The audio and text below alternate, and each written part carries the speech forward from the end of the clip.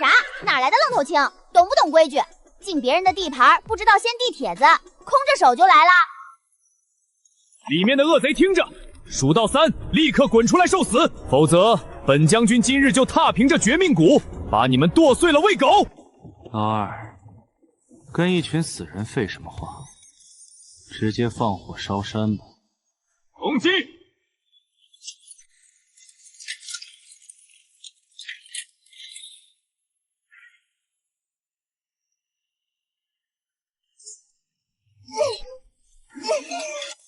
肉盾，还是绝命阁穷的揭不开锅，派个刚断奶的孩子出来碰瓷。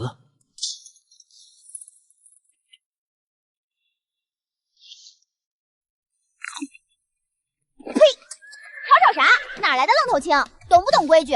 进别人的地盘不知道先递帖子，空着手就来了。绝命谷改托儿所了？没听说啊，将军。哼，我在恶人谷混了3年半。连那只大黄狗见了我都得绕道走。喂，那个黑炭头，看你这马不错，腿够长，杀了吃肉肯定劲道。把马留下，衣服扒了，跪下磕3个头，本座饶你不死。小娃娃，让你家大人滚出来，晚一步，本将军把你这破谷给平了。好久没遇到敢跟本座叫板的硬茬子了，这黑大哥看着挺精打。找大人，本座就是这儿最大的大人。哼，看招，天女散花。那是大夏皇室特赐，只有成亲王府嫡系血脉才有资格佩戴的麒麟锁。背面这个鸠字，是3年前妹妹满月宴上，我因为刻得太丑，被亲爹拿着藤条追了3条街的杰作。每一道划痕，每一个牙印都无比熟悉。绳结是用最复杂的9转同心结编的，天下独一份，是我熬了3个道宵亲手编给妹妹的。怎么样，黑炭头，怕了吧？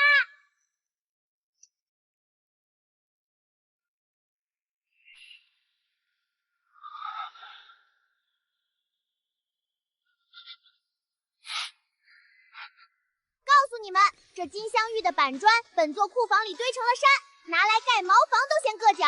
识相的就把那匹黑马留下，再给本座磕3个响头，喊一声大当家万岁，不然本座就把你们的腿打断，种在土里当萝卜养，明年秋天还能多收几条腿。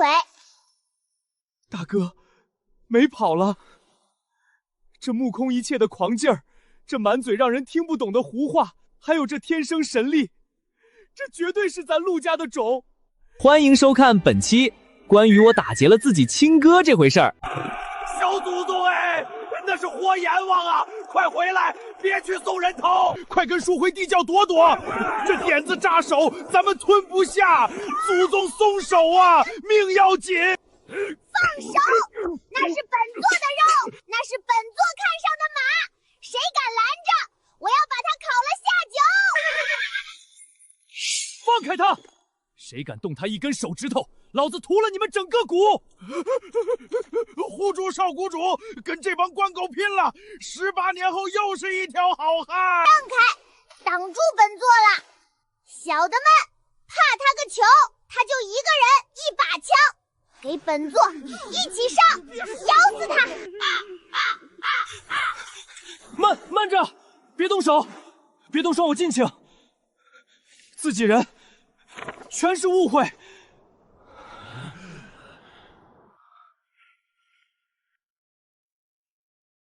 看，这眉眼，这神态，这藐视丛生的霸气，简直是一模一样。这俩人眉宇间那股子看谁都不顺眼的狠劲儿，确实是一个模子刻出来的。这是那帮京城的达官贵人来接流落在外的千金大小姐了，这哪里是杀神，这是财神爷呀！哎，我的亲娘啊，原来是家里人啊，吓死老子了！有阴谋，绝对有阴谋。这2个领头的凑在一起嘀嘀咕咕，定是在商量什么损招。难道是看硬攻不行，想用美男计？哼！想算计本座，也不去打听打听。绝命谷方圆500里，谁不知道本座是铁石心肠？秋儿，别闹了，跟哥哥回家吧。家里有大房子，有软的像云一样的床，还有吃不完的桂花糕和糖蒸酥酪。少来这套！想招安本座，当一告诉你，宁做鸡本座这绝命寨虽小，同免独立山头，门都没有。招安山头村，这孩子3年到底是在什么环境里长大的？怎么开口全是江湖口训？这突如其来的认亲，是道德的沦丧，还是人性的扭曲？欢迎收看本期关于我打劫了自己亲哥这回事儿。这要是谈崩了，这3万大军再杀回来，我们还不得被剁成肉泥？大当家，别冲动，这可是现在叫成亲王府的大堂口的。这2个人听说那个帮派富得流油，地盘比咱们这股大1万倍，遍地都是。他们这是看中了大当家您的才华，想请您去京城当总瓢把子，主持大局啊！来人，把咱们准备的物资都抬上来。这是我们京城分舵特意孝敬给古里兄弟的入伙费，只要大当家肯赏脸去京城坐镇，这些都只是见面礼，以后还有更多。好家伙，随身带着这么多现银口，确实是块肥肉，值得本座亲自去咬一口。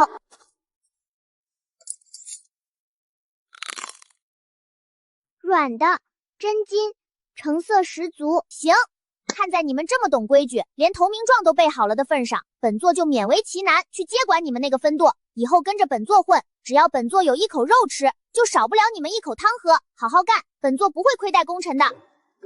恭喜成亲王府成功聘请绝命谷大当家出任京城分舵总瓢把子。好，只要妹妹肯回家，二哥就算喝汤也愿意，喝洗脚水都行。这么大个子，居然只想喝汤，看来是个傻的。以后得多给他抢2块肉补补脑子，毕竟是自家新收的头号打手，带出去不能丢人。大当家，你可要照顾好自己啊！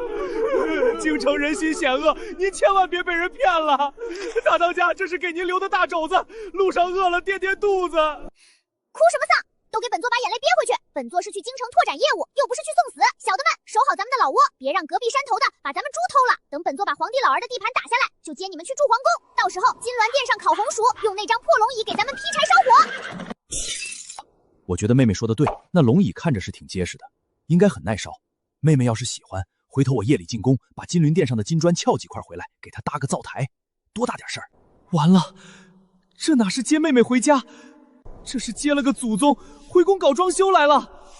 这地毯太软，一脚踩下去都使不上劲，肯定是陷阱，下面指不定埋着捕兽夹。还有这熏香，味道这么怪，闻着头晕，8成是某种让人四肢无力的10香软筋散。看来这帮人防范心很重。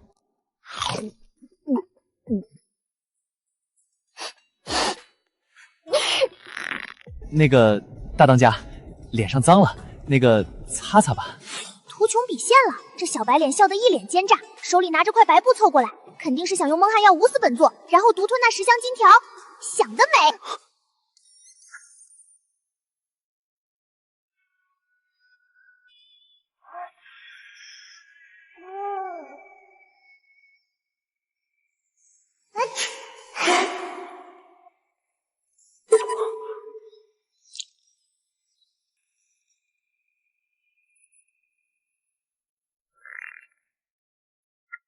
喏，这布料不错，挺吸水，剩下的赏你啦。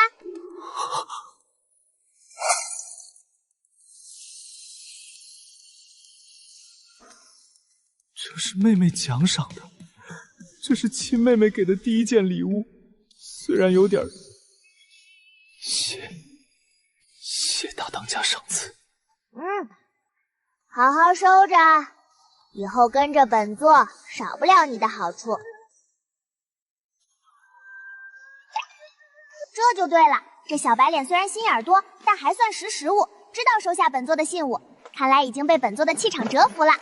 大哥送了手帕，那自己得送吃的，准没错。大当家，饿了吧？快尝尝，这是刚才从总斗带出来的，热乎着呢。平日里连我都吃不上。好啊，五不四黄的就开始下毒了。第一年欺负我不懂药理，在绝命国越好看的蘑菇毒性越大，这是常识。黑大哥看着憨，没想到心肠如此歹毒，竟然想给我吃断头饭，想毒死本座。行，那咱们就看看谁命硬。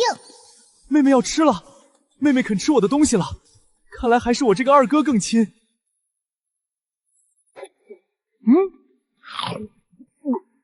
多吃点，别给本座省着。妹妹这是在喂我，这么好吃的御赐糕点，她一口没舍得吃，第一口就塞给了我。这是什么？这就是血浓于水的亲情啊！这就是兄友妹恭的典范啊！好吃，谢大当家赏，真甜，比蜜还甜。没死，看来这毒性不强，或者是慢性的，又或者是这傻大个皮糙肉厚，抗毒性强。不管怎么说，这2人一个想捂死自己，一个想毒死自己。这车里是风炎石，连梅鲁都没有，太危险！万一打起来，本座连个撤退的机会都没有，简直是瓮中捉鳖。二公子使不得呀，那是世子爷的心头肉啊，那是命根子啊，不能吃啊！好家伙，这是欺负本座初来乍到，想给本座来个下马威。大当家觉得如何？这就是咱们的新堂口。凑合吧，就是这大门太红了，俗气！那块牌子看着成色不错，好像包了金边，回头让人抠下来熔了，能给谷里的兄弟们一人打个金路子戴戴。那可是先帝御笔钦廷的匾额，那是皇家的脸面。熔了打金戒指，这要是传出去，我们全家都得去宗人府喝茶。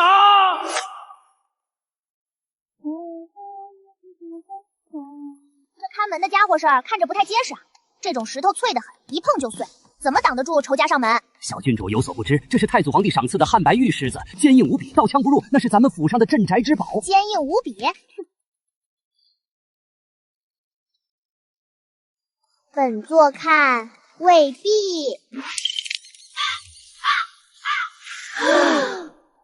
先进去瞅瞅，让本座看看这新堂口到底咋样。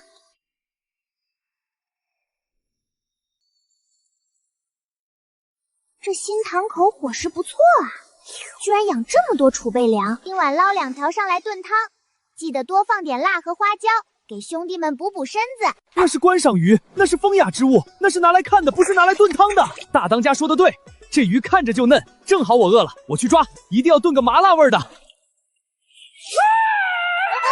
二公子使不得呀，那是世子爷的心头肉啊，那是命根子啊，不能吃啊！怎么这也不行，那也不行？那鱼不能吃，这破石头总能用吧？本座这包袱里带了坛陈年老咸菜，那是绝命谷特产。这一路颠簸，盖子老是往外漏气，缺个压缸石。回头让人把这玩意儿搬本座屋里去，哪间房子归本座？记得挑个宽敞的。用西域贡品红珊瑚压咸菜缸，这简直是丧心病狂，这简直是对艺术的亵渎！好好干，本座亏待不了你，年底多分你2块猪肉。你有意见？搬，现在就搬！不仅要搬，还要挑库房里最大的、最红的搬。只要大当家高兴，别说压咸菜，就是拿去垫桌角、砸核桃都行。不错，你这小白脸虽然看着弱不禁风，但这股子败家劲儿不对，这股子爽快劲儿，本座喜欢。脑子活，手松，是个做大事的料，适合管后勤。行了，以后你也别当什么世子了，听着怪别扭的。本座封你做这分大的狗头军师，专门负责管账和给本座压咸菜缸。我是该谢恩呢，还是该直接晕过去呢？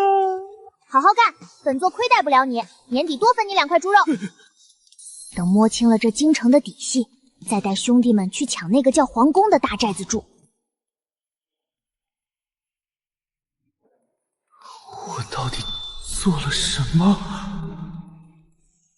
妹妹真可爱。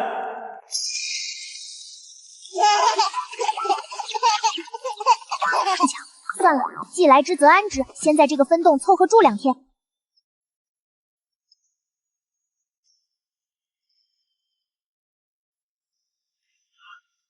老王，快看看，本王这仪容乱没乱？这蟒袍合不合身？够不够慈祥？能不能体现出慈父的伟岸光辉？王爷放心，您现在威风凛凛，还温柔爆棚，往那儿一站，堪称爹界顶流，满分爹范本。小郡之见了，绝对求抱抱。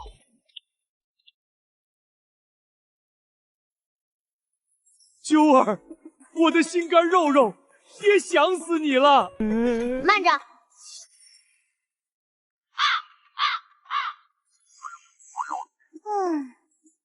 这就是咱们这分硕的上一任老当家吧？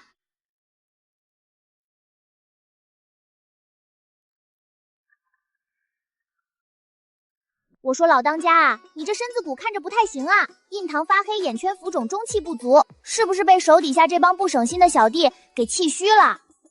难怪你要急着退位让贤，把本座接回来接班。就你这体格，再干2年，怕是连压寨夫人都抢不动了。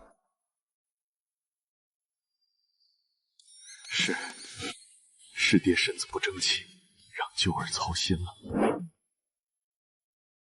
既是一家人，那本座就不跟你玩虚的了。本座也没准备什么金银财宝。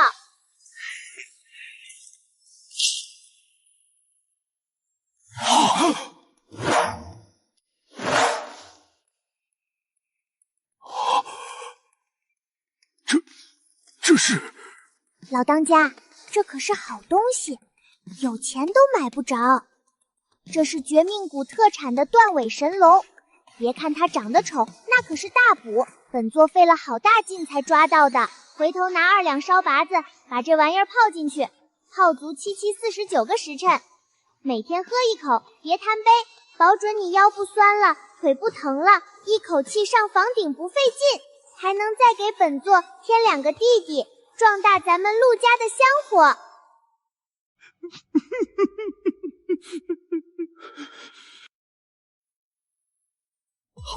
好，难为九儿一片孝心，爹这就让人拿去泡酒。不仅泡酒，爹今晚就喝一大碗。只有把身体养好了，咱们才能带着兄弟们做大做强，再创辉煌。别到时候真让隔壁山头的笑话咱们陆家没人了。管他是壁虎还是癞蛤蟆，哪怕是马尿，只要女儿高兴，喝点怎么了？这就是当爹的觉悟。把御赐的八珍席都撤了，那些个花里胡哨的不管饱。换硬菜，换大块的肉，上烤全羊。没看大当家饿了吗？爹饿瘦了我的心肝宝贝儿。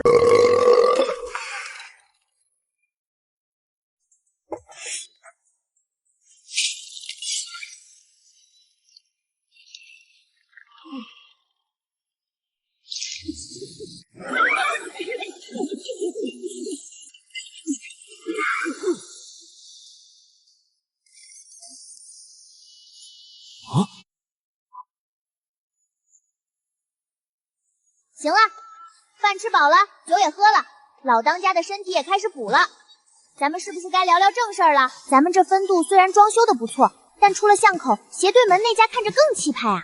那家的房子比咱们大好几倍，墙比咱们高3丈，本座没看错的话，就连屋顶上的瓦片都是琉璃瓦吧。也不多抢，本座看咱们这椅子太硬，先去搬2把金椅子回来，给老当家换换坐具，怎么样？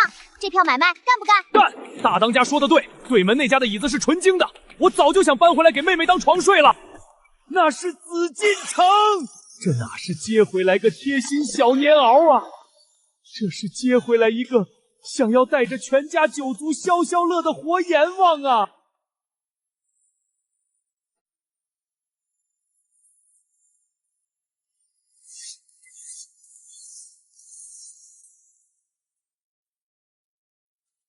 大哥，别犹豫了，如今妹妹回来了，咱们更得加快动作。只有坐上那个位置，才能护得住妹妹一世周全。谁敢动她，我就杀谁。好，那就定在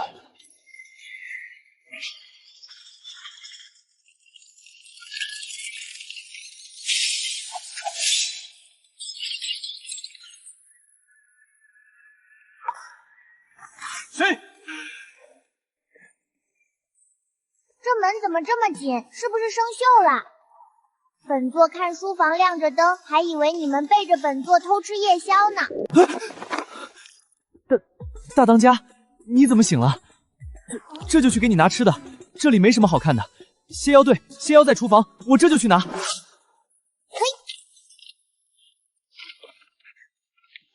前清宫，后宫。好家伙，本座说你们2个大半夜不睡觉在这干嘛呢？原来是在盘道啊！这是粮仓吧？看着有水就足。这是金库吧？肯定堆满了宝贝。这是那个老地主睡觉的窝吧？不过你这点子不行，太糙，一点技术含量都没有。走正门，太鲁莽了。那门口守卫森严，硬冲进去会很麻烦。本座的虾可金贵着呢。那依大当家的高见，当然是挖地道啊！从咱们分舵的后花园开始挖，直接通到他们家灶台底下。先把绝命谷特制的3日醉下在饭菜里，把人都放倒了，然后咱们再大摇大摆的进去搬金子，这叫兵不血刃，懂不懂？这才是咱们绿林好汉的智慧。妙啊！走密道直达后厨，悄悄避开护卫，简直是神来之笔。老二，这么晚了你们不在房里睡觉，躲书房干什么？我怎么听见这屋里有动静？是不是进贼了？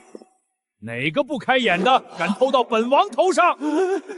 爹来了，那个糊涂蛋来了！老当家，快进来，哥哥们正带着本座用功呢。这大半夜的也不让人省心。这是大哥正在教本座认路呢。他说过2天要带本座去对门那个大房子吃席，怕本座第一次去走丢了咱们陆家的脸，特意画了这个图教本座怎么走。那这条线是？这是近路，这叫抄小道。大哥说走正门太远，还得排队检查，麻烦，走这条路不用排队，能直接进厨房吃热乎的，这叫省事又方便。好，好啊，洁癖有心了，真是长大了。知道妹妹刚回来，对京城不熟，特意连夜教导，这份心意难得。只是这画工，这画的是门口的狮子吧？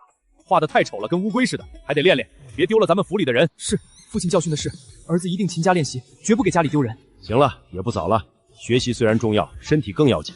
这门怎么坏了？看着都关不严实。明天让管家找个铁匠来修修，换个结实点的。九儿啊，跟爹回去睡觉吧。明天爹让人给你做红烧肉吃，管够。好嘞，既然有肉吃，那本座就先休息啦。老当家慢走。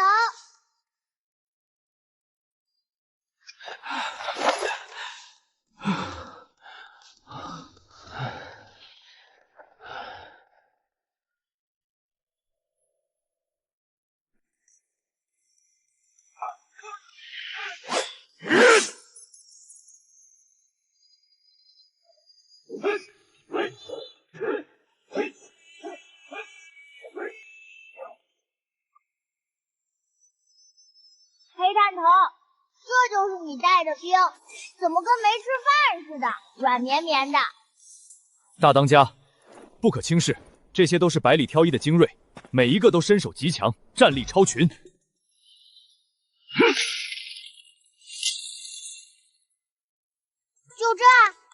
这额头练的倒是挺硬，跟个都快铁疙瘩似的。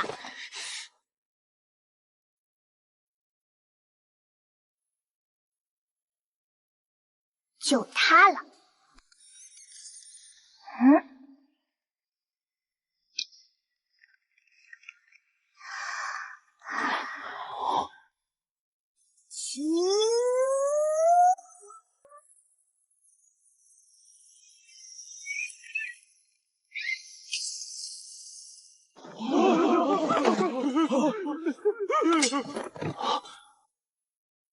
看见没？这就叫力气。以后练兵别整那些花里胡哨的，先让大家都去拔树，连棵树都拔不出来，还想去盘道，让人笑掉大牙。出去别说是本座带的人。怎么回事？怎么地动山摇的？完了，精锐武士暴露了。老当家，你来的正好。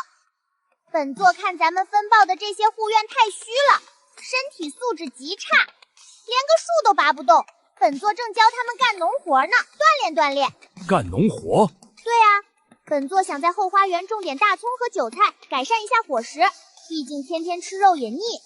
但这棵破树挡着光了，长得也不直溜，看着就碍眼。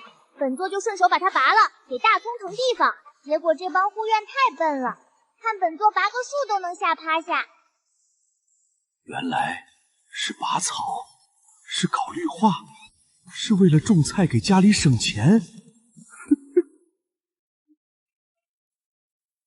哎呀，我的乖揪儿，种菜这种粗活怎么能让你亲自动手呢？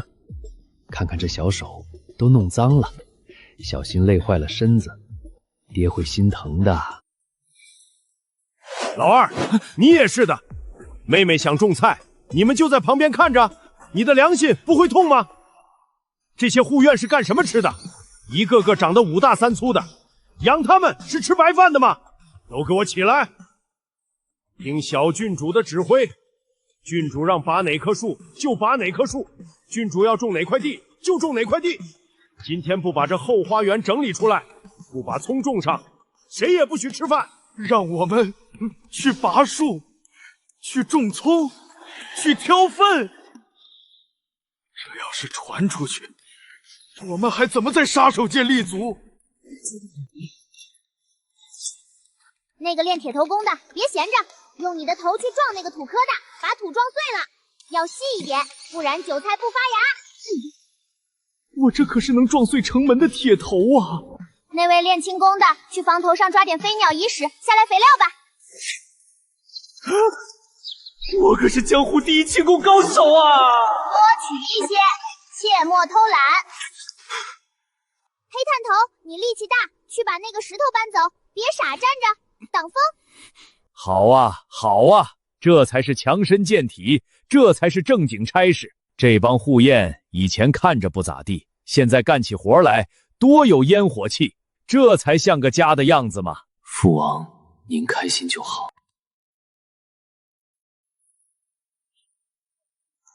哎呦，这就是咱家的小福星揪吧？三哥回来晚了，让咱们小公主久等了。来来来，这点小意思，拿着买糖吃，别嫌少。亲人啊，三哥，本座就知道，二哥那个黑探头是负责看场子的打手，大哥那个小白脸是负责出馊主意的军师。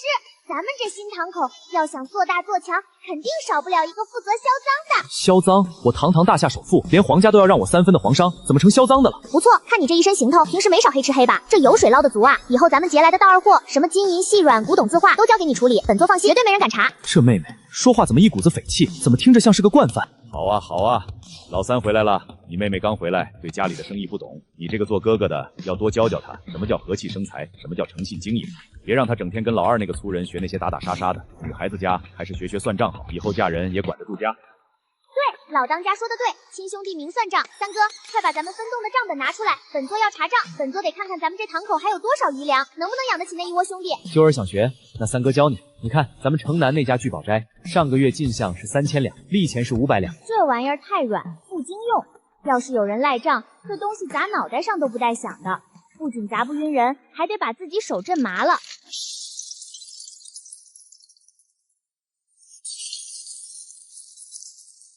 我的金算盘，那是大师定制的，那是我的命根子啊！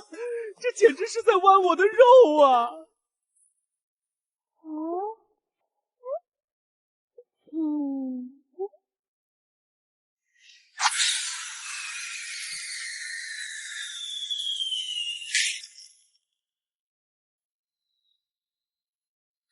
这还差不多，这金豆子当暗器使比石头顺手多了，分量足，打人疼。三哥，以后这玩意儿多备点，打架的时候用得着，回头给兄弟们一人发一把防身。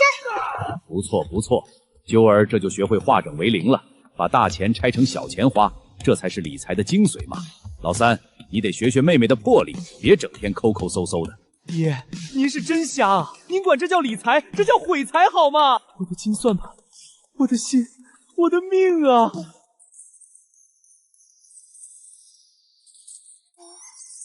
三哥，这些我先收着练手用啊，回头再找你拿。三哥，这几个名字上画红圈，是不是欠钱不还的？那是城西的赵员外，仗着有官府撑腰，欠了咱们5万两货款，赖了1年多了。看来得找几个人去给那个赵员外一点颜色看看了。反了天了！欠债还钱，天经地义，这是江湖规矩。敢赖本座的账，活腻歪了！不知道绝命谷的利息是用手头算的吗？你平时怎么收账的？是不是太温柔了？派人去催，或者断他的货源，逼他。太慢，太娘们戚戚了。咱们是干大事的，要讲效率，时间就是金子。在绝命谷遇到这种老赖，直接上门，男的抓回来当苦力，女的留下洗衣服做饭，房子烧了，地契抢了，连锅都给他端走。要是还不还，就把他挂在城门口风干3天，看谁还敢赖本座，敢赖钱。虽然手段粗暴了点，但这逻辑怎么听着这么顺眼呢？特别是那句直接上门抢，简直说到了我心坎里。妙啊！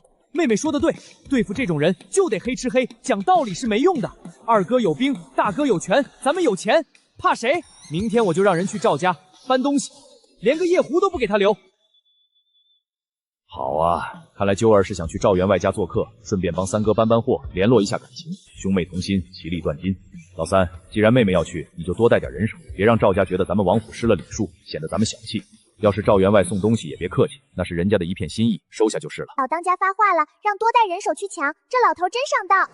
父亲这是默许我们动用武力去抄家了，父亲果然深不可欠。是，父亲，儿子这就去点齐人马，把家里的护验都带上，明天一定把赵家搬得干干净净，绝不辜负父亲的期望。我看这账本上还有好几家画红圈的，明天一并收拾了，让他们知道马王爷几只眼。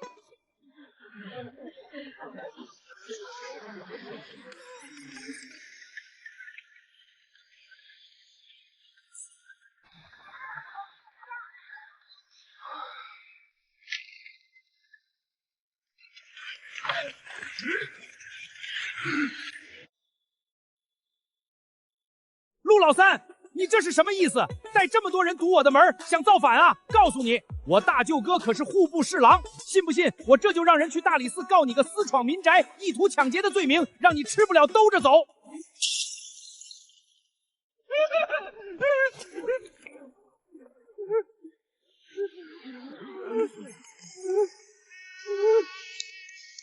吵啥？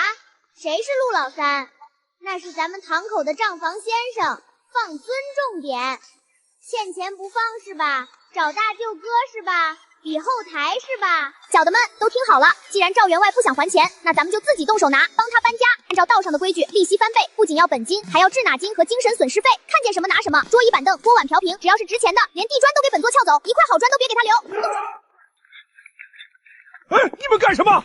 那是我的古董花瓶，那是前朝的，那是我的金丝楠木桌子。强盗、土匪，还有没有王法了？快去报官，去大理寺找陆少卿，让他带人来抓这帮土匪，把他们统统抓起来。那些破纸不能吃不能喝，那是文人玩的东西。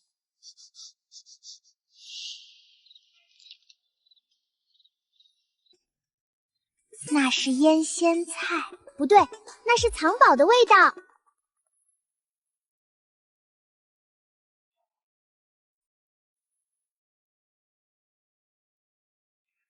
不对劲，藏得够深啊！这老东西果然有私房钱。小的们，过来几个，还有大货。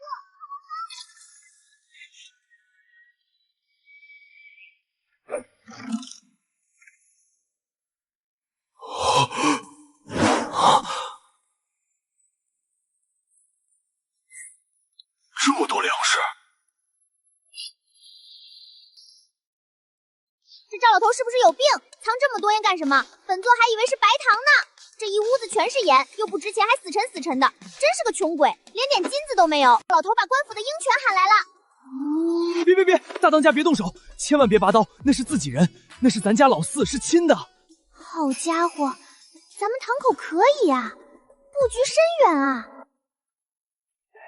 哎，沉的东西。这人长这么高干嘛？行卧底哦，藏得够深啊！这一身官皮穿的还挺像那么回事儿，连这气质都拿捏得死死的。懂规矩，本座懂。隔墙有耳，在外人面前不认亲，要装作公事公办的样子。不过你来的正好，省得本座再去销赃了。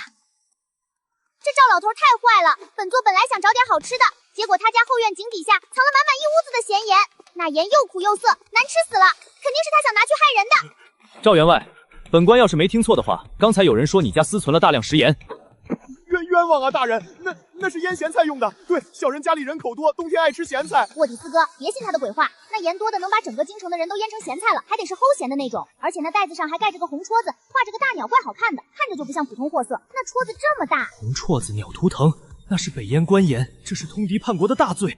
来人，封锁赵府，一只苍蝇也不许放出去，哪怕是地里的蚯蚓都要翻出来检查。立刻去后院查验，若是属实，赵家满门即刻下狱，严加审讯。大人，确实是私盐，足足5万斤，堆满了整个地下室。还是那么难吃。赵员外，还要告本官的家人抢劫吗？抢劫？哼，这分明是协助朝廷办案，是大义灭亲。带走，要是少了1斤盐，唯你是问。干得漂亮，卧底！你在这个堂口混得不错，说话挺好使。这帮官差被你训得跟孙子似的，回头记得把这老头的家产清点一下。那5万斤盐虽然不值钱，但那些家具还是能卖点。咱们5-5分账，这是规矩。好，都听大当家的。这才对嘛，自家兄弟明算账。先答应下来再说，反正钱进了国库，妹妹也拿不出来。本座辛辛苦苦带人去抄家，他在后面坐享其成，连口汤都不给本座喝，欺人太甚，简直是欺人太甚！卧底四哥，怎么样？我的那份呢？是金票还是现银？本座不挑，只要成色足就行，快拿出来！大当家，那个钱没有。没有一遍。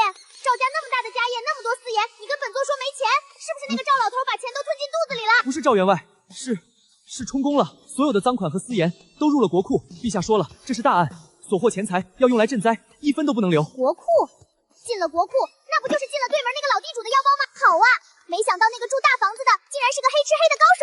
本座辛辛苦苦带人去抄家，他在后面坐享其成，连口汤都不给本座喝，欺人太甚，简直是欺人太甚！看在他强高人多，本座还没摸清底细的份上，不然本座非得带人去把他那金銮殿的瓦片全接了抵债。祖宗哎，这话可不能乱说，那是陛下，是大的天。陛下怎么了？天王老子欠债也得还钱，这是江湖规矩。那唐雪给冰酒了好子吗？那这是个啥？他把钱吞了，就给你个盒子打发要饭的。这是陛下特赐的嘉奖令，表彰大理寺，也就是大当家你智破私盐案，大义灭亲，忠勇可嘉，特赐黄马褂的布料一匹。就这一块破布能吃吗？能当钱花吗？去酒楼吃饭能抵账吗？那掌柜的认这玩意儿吗？不能，但这代表着皇家的荣耀，那是千金不换的。千金不换个屁！既然不给钱还行，挺结实，别怪本座不客气了。虽然亏了点，但也算是从那个老抠门手里硬抠出来的一点回本货，总比空手强。大当家，你要干嘛？做个讨债的家伙事儿。既然他不给工钱，那本座以后进他家门，看见什么就装什么，直到把本座的血汗钱装回来为止。谁也别想拦着本座。听好了，把这块布给本座缝起来。对，两头缝死，要双层线，结实点，别到时候装多了漏底。上面给本座留个大口子，要能塞进去一个猪头那么大。这里还有这里，给本座加2根最粗的绳子，要能背在背上的那种，方便跑路。郡主，这可是御赐之物，不能捡啊！这是要杀头的。谁让你捡了？本座是让你们改成个袋子，懂不懂什么叫废物利用？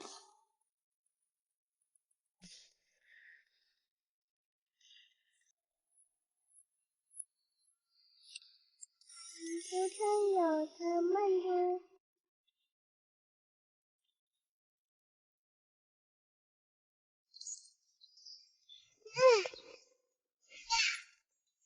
不错，够大，够结实。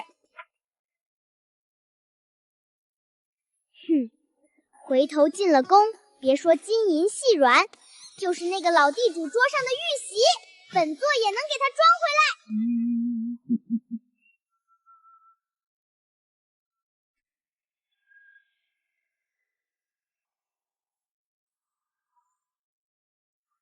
老当家，你看那个对门的老地主太抠门，咱们帮他破了大案，干活不给钱，就给了块布。本座寻思不能浪费，就让人改成了个袋子。以后再去他家，本座就用这个装东西，把咱家的损失找补回来，绝不吃亏。好孩子，爹没看错你，咱们陆家世代忠良，没想到到了你这一代，更是青出于蓝而胜于陆。行了，老当家别哭了，本座知道你心疼钱，我也心疼。放心吧，有了这个袋子，下次去对门，本座肯定连本带利都给你装回来。到时候你帮本座打掩护，引开那个老地主，本座负责装。好，下次进宫，爹带你去，让你背着这个长长脸，让陛下看看咱们陆家的忠心。他仿佛已经看见了不久后的将来，这个袋子装满御膳的肘子，御书房的笔洗，甚至可能是传国玉玺的恐怖画面。这哪是嘉奖令啊，这分明是给皇宫下的一道洗劫令啊！这天是要塌了。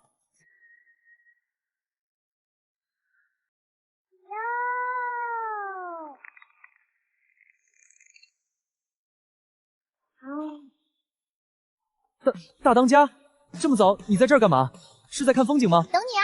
昨天那笔账没算清呢，那个对门的老地主赖了本座的赏钱，本座昨晚想了一宿，越想越亏。既然钱进了国库，那本座就去盯着点，万一他在哪个环节把钱转走了呢？或者做假账呢？这种事儿本座见多了。我全招！别让那个孩子过来，他眼神太可怕了，比鬼还吓人啊！我不玩了，我要回家。看清楚了，这是那个当今圣上特批的讨债令。本座是奉旨进货，奉旨视察，谁敢拦我就是抗旨。舒坦，这就对了，这味儿才正嘛，够劲儿。比王府里那股子脂粉味儿好闻多了，跟咱们绝命谷的地牢简直一模一样，太有亲切感了，这就是家的味道啊！不行，太轻了，飘，得改良，找2根老牛筋，绞上细铁丝，再在那铁丝上弄点倒刺，要带锈的那种。打之前别泡盐水，那太老套了，也没创意，得泡辣椒油。 或者抹点咱们谷里的特产痒痒粉，这个更不行，设计的太不合理了，一点都不人性化。这么平整，犯人坐上去要是睡着了怎么办？这是让人受刑还是让人休息？这儿还有这儿，得加几根钉子，也不用太长，半寸就行，刚好扎进肉里不伤骨头。那种隐隐作痛的感觉最折磨人。你们太不专业了。老子不招，有本事打死老子！老子18后又是一条好汉。哟，来活啦，四哥。 这个让本座来，正好试试本座新研究的快乐水好不好用。招，我招，我全招！别让那个孩子过来，他眼神太可怕了，比鬼还吓人啊！我不玩了，我要回家。真没劲，刚想录一首就被吓趴了。看来这京城的坏人心理素质也不行啊，太脆弱了。以后审犯人还需要什么刑具？还需要什么严刑拷打？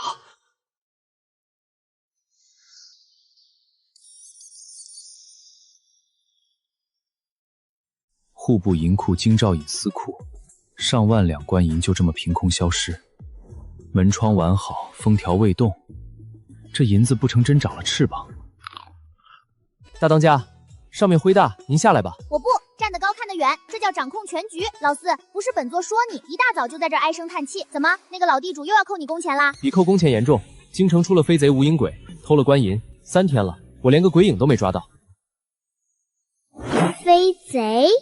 是啊，此人手段极其隐蔽。放肆！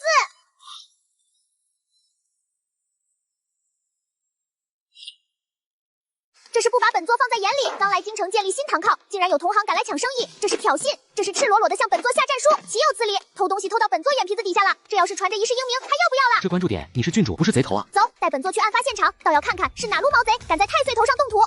锁具也没有被撬的痕迹，难道真有密道？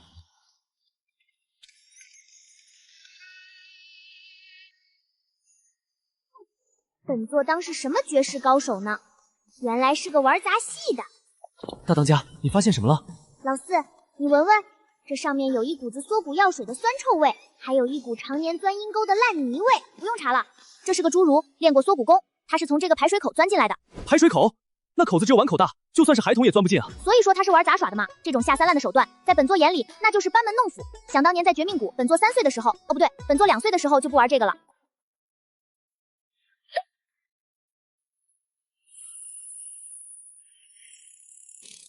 去给本座把那个抢生意的同行找出来，感动本座看上的银子，定要让他知道马王爷有几只眼。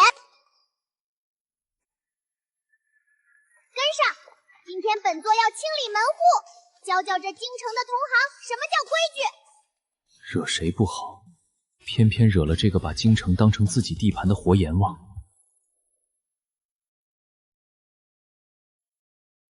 大当家，那虫子停了。 看来那贼人就藏在这里。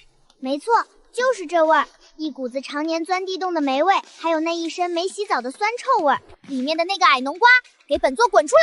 敢在本座的地盘上黑吃黑，还不来拜山头交保护费？你是活腻歪了，还是觉得本座提不动刀了？哪里来的奶娃娃？毛都没长齐，也敢学人家黑吃黑？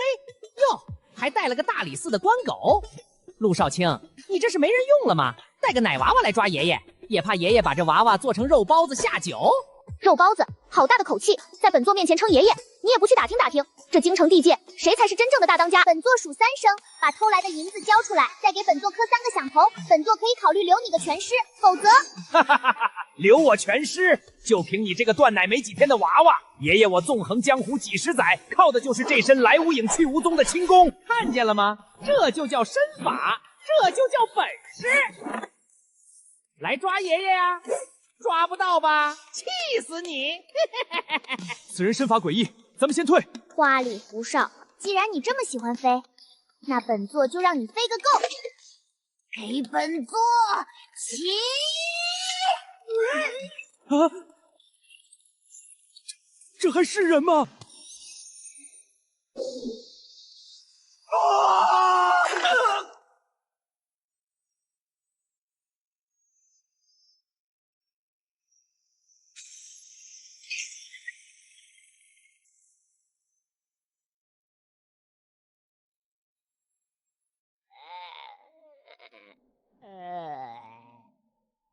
就这，本座还以为多厉害呢，连本座一招飞沫压顶都接不住，也敢出来混。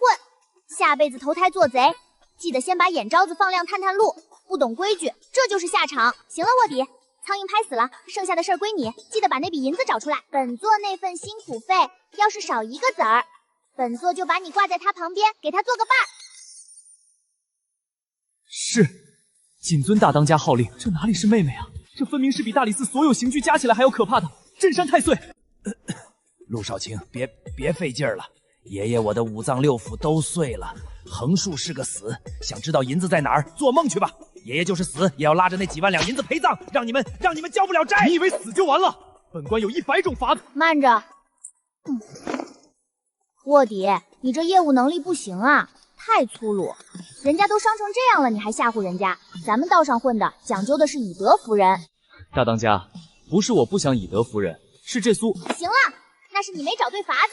作为大当家，本座教你，这种一心求死的人，你不能对他用刑，你得对他好，得让他感受到咱们堂口的温暖，让他舍不得见太奶。这位兄弟，看你这脸色煞白，肯定还没吃饭吧？你想干什么？本座能有什么坏心眼呢？本座就是看你是个硬汉，想请你吃顿饭，吃饱了有力气了，咱们再慢慢聊。去，给本座找个大碗来，本座要亲自下厨，给这位兄弟做一碗咱们绝命谷的招牌菜——黯然销魂饭。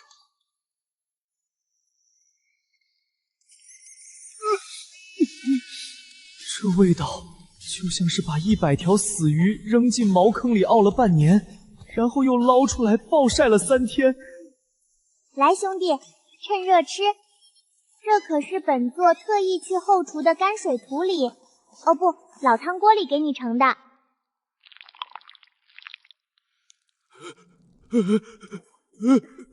我不吃，拿走，快拿走！士可杀不可辱，有种给我一刀！怎么能不吃呢？这可是本座的一片心意，也是本座亲自调味的，浪费粮食是可耻的，尤其是本座赏的饭。来，张嘴啊！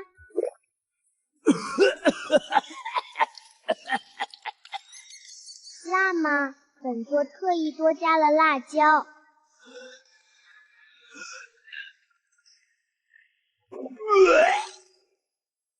是不是不想见太奶了？杀了我！求求你杀了我！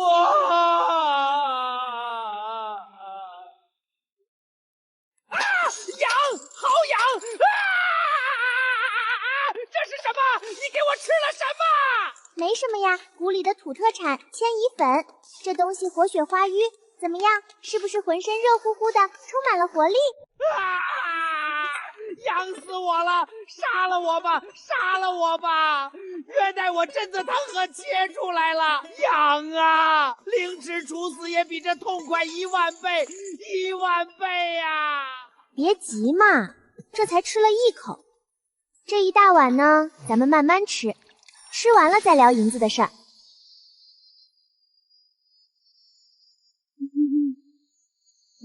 我说，别为了祖宗大爷，我招，我全招！银子在城外的义庄，就在停尸房最里面的那红棺材里。指使我的人是兵部侍郎的小舅给我求旨，是他给了我姐了。真没劲，本座还没喂过瘾呢，这么快就招了。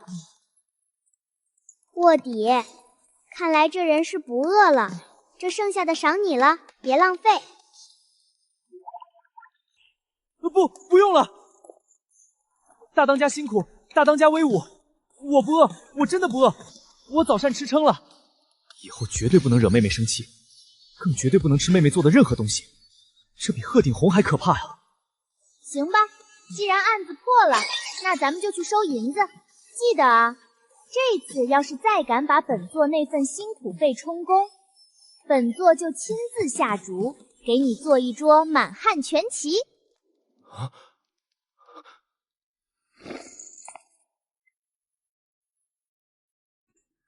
大当家放心，这次就是天王老子来了，钱也是您的，谁敢充公，我跟谁拼命！王爷，你不能进去！老唐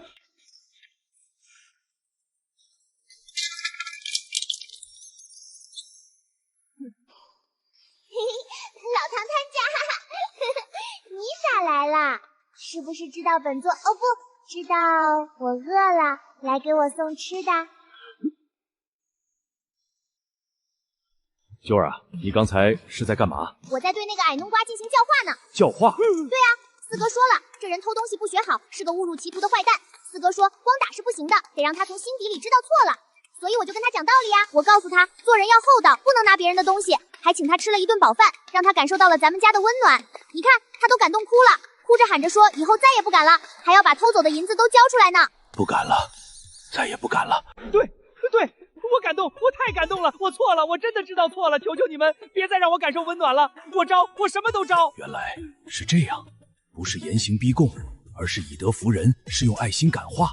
好啊，我的揪儿真是菩萨心肠。揪儿面对这种极恶的歹徒，还知道请他吃饭，劝他向善，这就是大爱，这就是格局啊！老四，你有心了。父王以前错怪你了，以为你只会打打杀杀，没想到你办案如此讲究，还知道带着妹妹从小树立正气。这种现场教导比读那些死书强多了。父王过奖了，都是大当家教导有方。找到了，真的找到了！看看，这就是仁义的力量。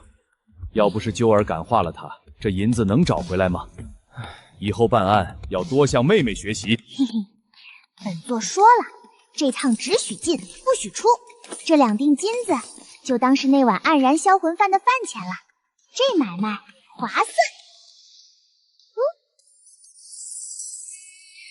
1个、2个，加上赵老头家抄来的首饰，还有这金元宝，这新堂口的生意是越来越红火啦！黑风，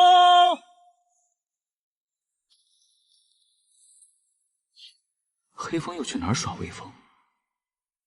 死狗，反了天了！敢跟我玩失踪，指定是在里面偷藏好吃的，吃独食是吧？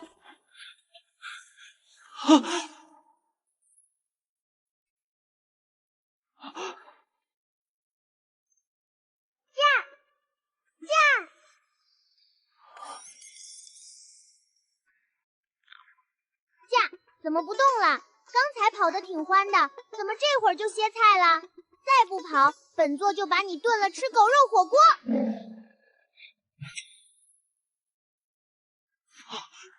哪来的野孩子？给本少爷滚下来！那是本少爷的战权，谁给你的胆子骑他？穿的花里胡哨，咋咋呼呼。你是谁？哈哈，我是谁？竖起你的耳朵听好了，本少爷就是成亲王府的七公子，京城第一少陆行舟。识相的赶紧滚下来磕头认错，不然本少爷让你知道花儿为什么这样红。原来你就是那个整天不着家，只会斗鸡守狗的老七。老当家说你是家里最没出息的，看来果然没说错，连只狗都管不住，还想管本座。我看你的名头是花钱买来的吧？你好个牙尖嘴利的小丫头！既然你敬酒不吃吃罚酒，那就别怪本少爷不客气了。黑风，咬他，给本少爷咬死他！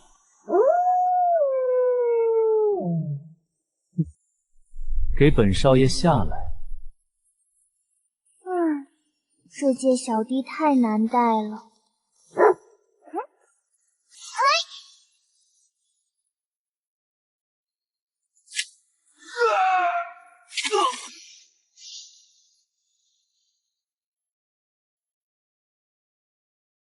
别动，再动一下，本座就把你的脊梁骨拆下来当甘蔗啃。服不服？不服！你偷袭，你不讲武德，有本事放开我，咱们大战300回合！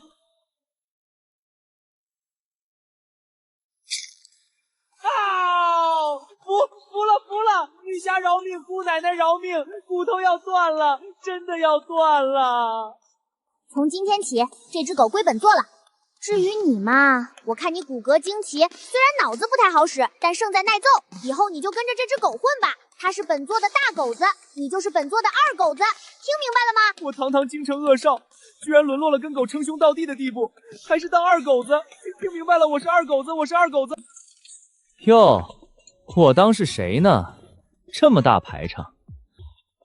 陆老七，听说你穷的都去大理寺门口要饭了，怎么，今儿个是有钱来这儿打肿脸充胖子了？还带着个野丫头，这一身土腥味儿，别是哪个乞丐窝里捡回来的吧？姓赵的，少在这儿阴阳怪气。今天小爷心情好，不想跟你计较。识相的赶紧滚，别扰了小爷的兴致。哟呵，还挺横，陆老七，你叔叔我那笔账还没跟你家算呢。今天既然碰上了，那就别想走。去，把这桌子给我掀了。本公子看不得穷鬼在这儿装阔。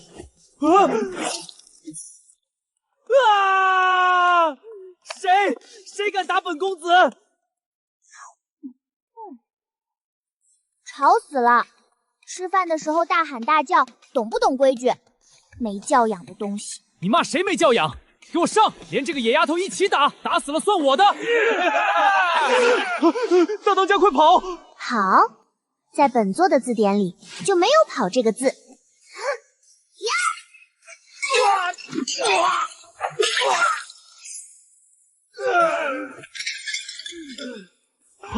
这盘子怎么比飞刀还准？还掀桌子吗？本座这儿还有个盆，你要不要试试头够不够硬？你别乱来，你别乱来，我爹可是……是你大爷！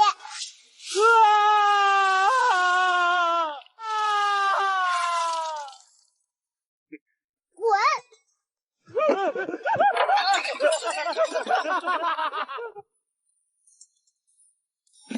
大当家，您刚才那招飞盘术太帅了，能不能教教我？想学？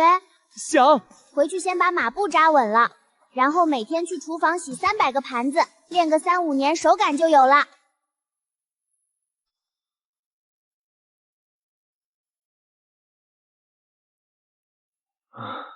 那个大当家，盘子都碎了，咱们怎么吃？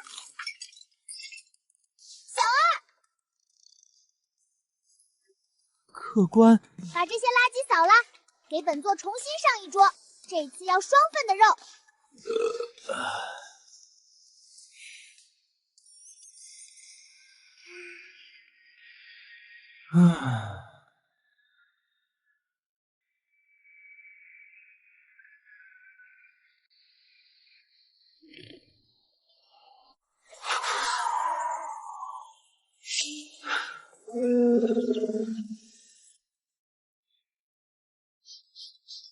二狗子，让开，本座闻到味儿了。大当家，这大半夜的您不睡觉跑这儿来干嘛？哥哥们在里面商量给父王祝寿的大事儿，谁也不让进啊！少蒙本座，本座分明闻到了烧鸡味儿，还有桂花酿的味儿，甚至还有那股子踩盘子前特有的酸臭味儿，背着大当家开小道。在绝命谷，这叫吃独食，是要3刀6洞的。大当家，里面真的没有烧鸡。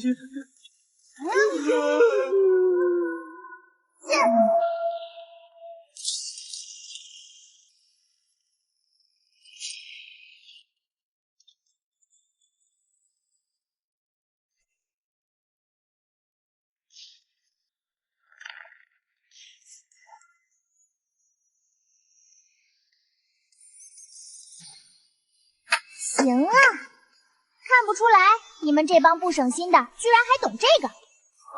大当家看得懂此图？小瞧本座，这不就是肥羊军路图吗？红圈代表这里有大户，有水族，适合干一票；黑线代表这是硬骨头，有看家护院的，得绕着走；箭头代表跑路的方向，封命扯胡。虽然画工糙了点儿，但意思到了。看来那个鬼算子说的没错，天下乌鸦一般黑，这抢地盘的规矩到哪儿都通用。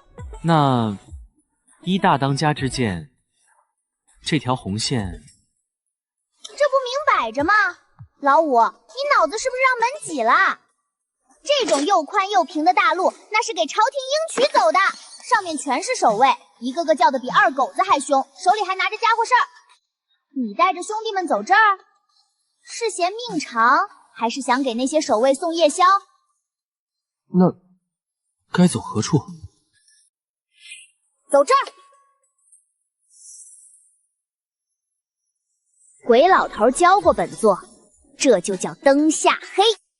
这地儿本座熟，看着像绝命谷后山的抛尸地，两边全是黑松林，草深的能藏下100头猪，路又窄又滑，那帮肥羊来了就得排成疑似长蛇阵，想跑都跑不了。咱们只要2头一堵，往中间扔几个大石头，再撒点迷魂烟，这就叫关门打狗，这就叫套麻袋。那帮肥羊就得乖乖把肉吐出来，这才是咱们绿林好汉的生意经。便是继续，口袋阵。妙啊！大当家这哪里是土匪黑羽，这分明是兵法治理。避实击虚，出其不意，置之死地而后生。原来大当家深藏不露，竟然是当世兵法大家。咱们就走这条道，去套麻袋。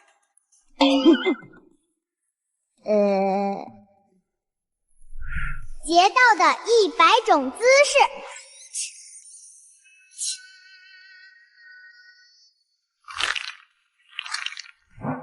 行了，既然听懂了，那就赶紧去准备。鬼老头说了，机会是留给有准备的人的。本座困了，回去补个觉。以后这种技术活，记得先问问本座，别瞎。大哥，有了大当家的指点，咱们的胜算至少增加了3成。我觉得大当家天赋异禀，是个天生的女帝苗子，咱们不能埋没了人才。明天我就开始教他更高深的合纵连横之术。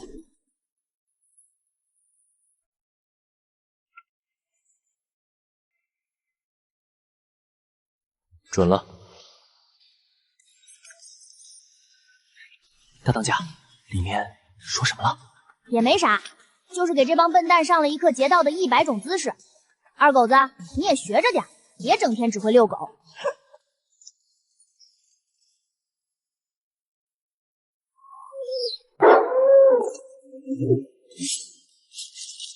今日我要教你的，乃是纵横家至高无上的谋略。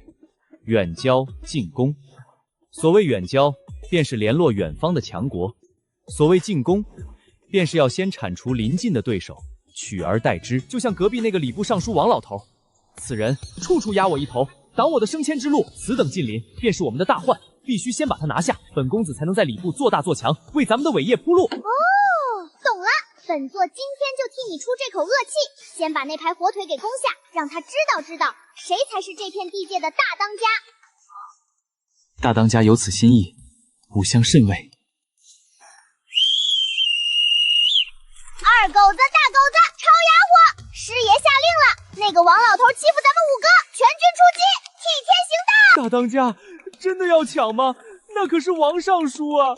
要是让他知道了，5个在衙门里还能有好果子吃？废话，正因为是他上司才要抢，只要把他的肉抢光了，把他饿死了，5个不就能当尚书了吗？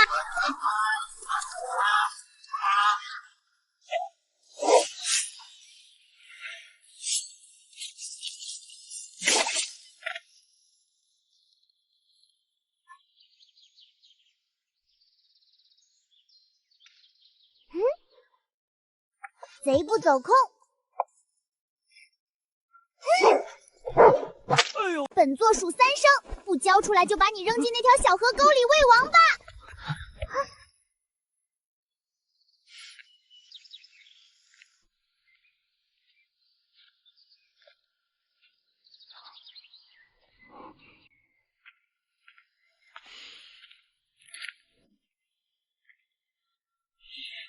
阁下是？明月照大江，清风拂。大刀向猪牙！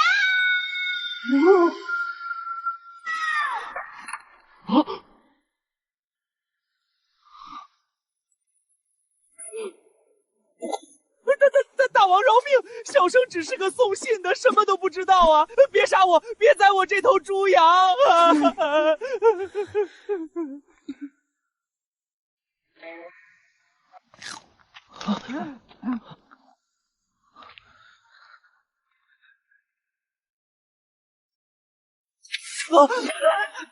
给本座交出来！吵什么啦？是不是烧饼还是肉包子？本座数3声，不交出来就把你扔进那条小河沟里喂王八！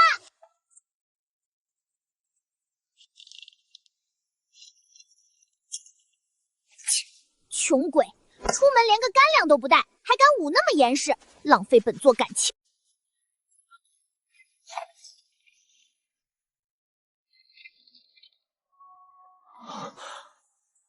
高，实在是高。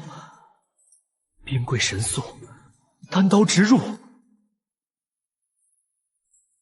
大当家，你这一招打草惊蛇用的简直出神入化，比起那些虚头两脑的诗词歌噪，还是大当家这简单粗暴的手段更有效率。咱们这次是真的抓到大鱼了。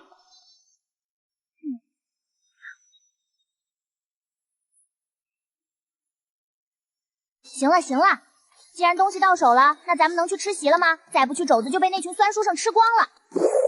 吃，必须吃！今日大当家立此奇功，就算是把这兰亭的韭菜吃光了，五哥也给您买单。走，咱们回家。五哥要回去写一篇惊天地泣鬼神的大文章，给那王老贼送终。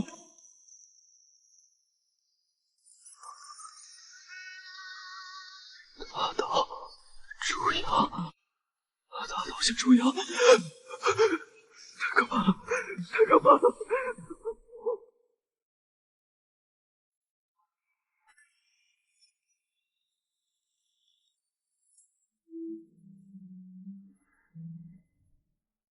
臣闻，国之大贼，莫大于里通外国；人之无良，莫甚于吃里扒外。请承阅。这老小子坏得很，必须3刀6洞。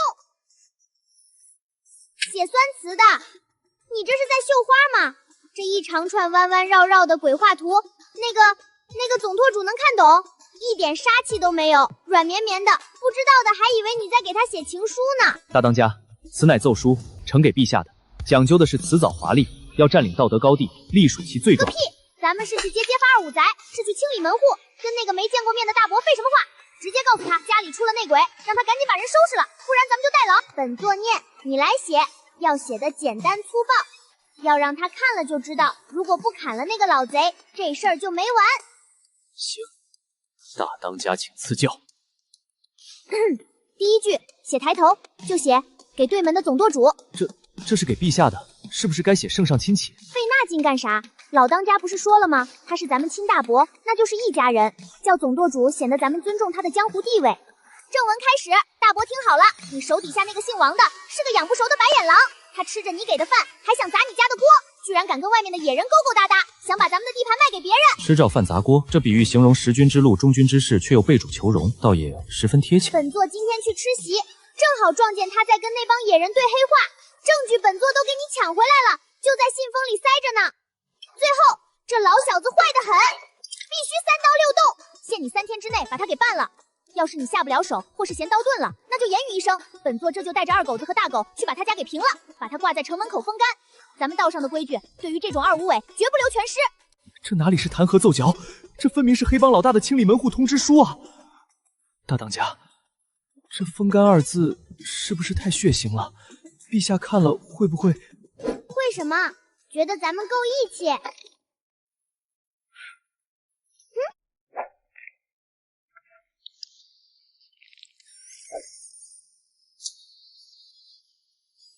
齐活，这就是咱们的投名状，告诉大伯，这事儿本座管定了。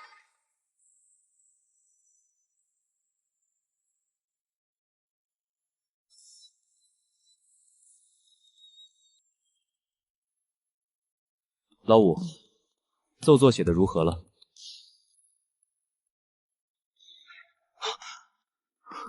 这是什么？总舵主吃着饭砸锅，挂在城门口风干。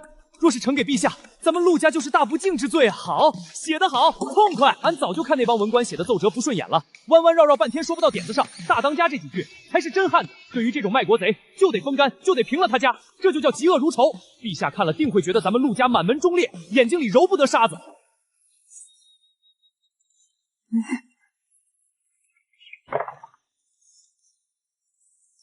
这么晚了还不睡，是不是在商量明日弹劾王尚书的大事啊？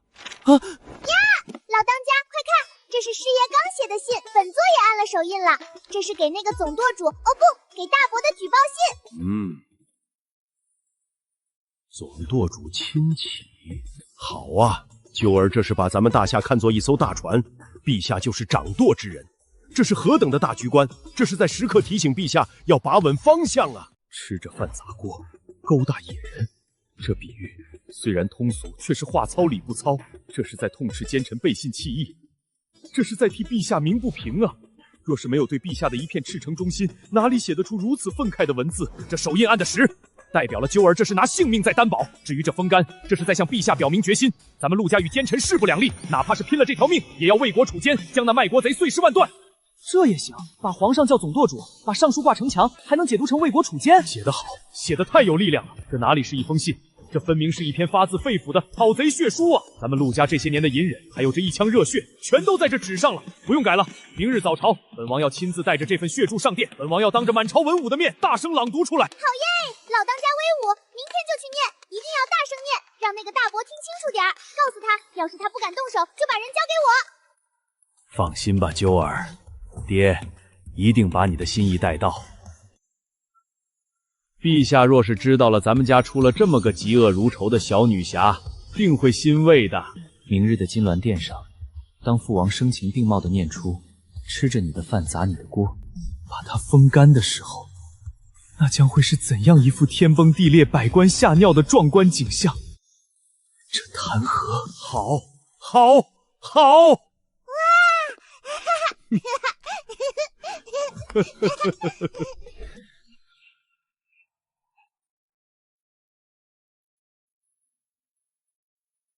陛下，老臣苦啊！陆守成教子无方，昨日他家野丫头竟然翻墙入室，抢了老臣家中仅剩的3条火腿，连一盘芙蓉糕都没给老臣留下。此等行径与土匪合意，这哪里是亲王府，这分明是贼窝啊！陛下，这个七弟向来胆小怕事，怎么生出来的孩子一个比一个能惹祸？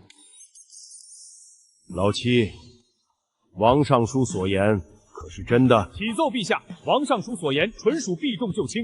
小女确实去了他家，也确实拿了火腿，但这并非抢劫，而是替天行道，是清理门户。我是礼部尚书，你家丫头算老几？凭什么清理我的门户？臣今日上殿，就是要呈上一份臣女连夜写下的讨贼血书。此书字字泣血，句句精神，乃是臣女对陛下的一片赤胆忠心呐。哦，3岁孩童写的血书，念来听听。总斗主亲启。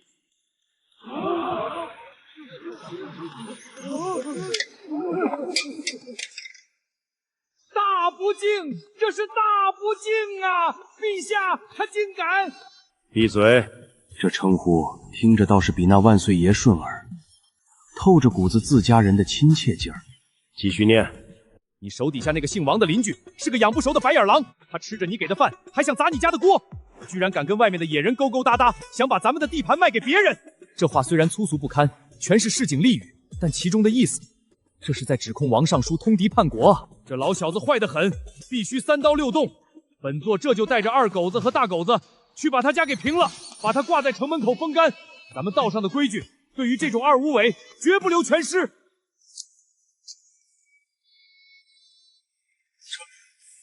这图纸请柬怎么会在陆守成那里？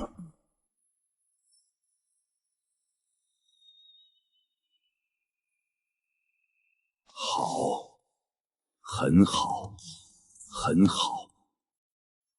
好一个吃着朕的饭，砸着朕的锅！好一个勾搭野人！王爱卿，你还有什么话可说？老七啊，你生了个好女儿。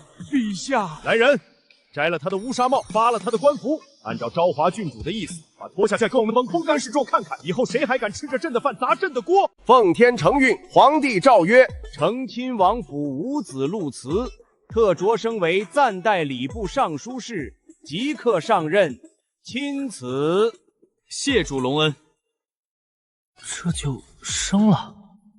昨日还在担心那封勒索信会不会让全家掉脑袋，今日就成了掌管天下礼乐教化的部堂高官。好，好啊！陛下隆恩，陛下这是信得过咱们陆家呀。咱们府上老大整天阴沉沉的，老二只会舞刀弄枪，老七更是个混吃等死。如今终于出了个读圣贤书、干正经差事的文官了。礼部尚书好啊，管礼仪的，不沾兵又不沾钱，最是安全。这顶乌纱帽是谁给的？不是陛下给的，是大当家凭本事从王老贼嘴里抢回来的。做人不能忘本，升了官，得先去拜码头。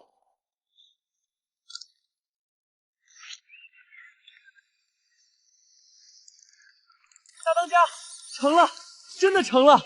那王老贼真的被扒了官服，听说是真的要挂在城门口示众了。陛下下旨，让我顶了他的缺，暂代礼部尚书一职。行啊，写酸词儿的。看来那个总舵主还算懂点规矩，咱们帮他清理了门户。他要是这点表示都没有，那这总舵主也别当了，太抠门。大当家请看，这是朝廷发的官服，匪袍玉带，乃是3品大员的规制。什么大员不大员的，在道上这叫香主。你以前穿的破破烂烂的，也就是个白纸扇，现在换了这身红皮，看着是气派多了，像个管事的样子。既然当了香主，那就要有香主的觉悟。以后那个什么礼部，就是咱们设在朝廷里的新堂口了。你既然去那里坐镇，也就是咱们在那边的分舵主。礼部成了分舵，我是舵主？这要是让陛下知道了，怕不是要把刚发的官服收回去，再赏我一顿板子。记住了，新官上任3把火，既然接手了新地盘，第一件事就是把账盘清楚。回头你给本座整理一份名单出来。什么名单？是礼部官员的考费名册吗？呸！要那帮穷酸的名单干嘛？既不能吃又不能卖，本座要的是肥姨名单。看看新堂口谁最有钱，谁家存粮多，尤其是那些爱搜刮民脂民膏的，都给本座记下来。咱们既然开了分座，就得有进项。等过2天本座闲了，就挨家挨户收保护费，这叫整顿堂口，懂不懂？整顿吏治，原来在大当家眼里，这就是按照名单去抄家呀。这个，大哥，武帝一定尽力去摸底。行了，去吧，好好干，别给咱们绝命谷丢人。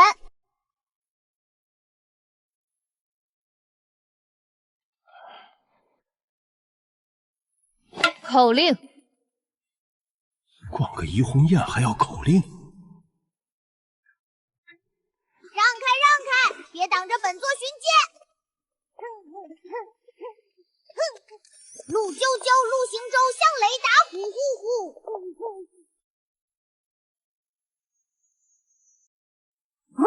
头戴金冠，那是赤金的；身穿蜀锦，那是寸锦寸金的；腰挂玉佩，十足的帝王绿，透着一股子富贵逼人的味儿。好大一只老肥羊，这身行头，怕是把半个绝命谷卖了都换不来。料子不错，滑溜，看来是个在外面发了大财的主儿。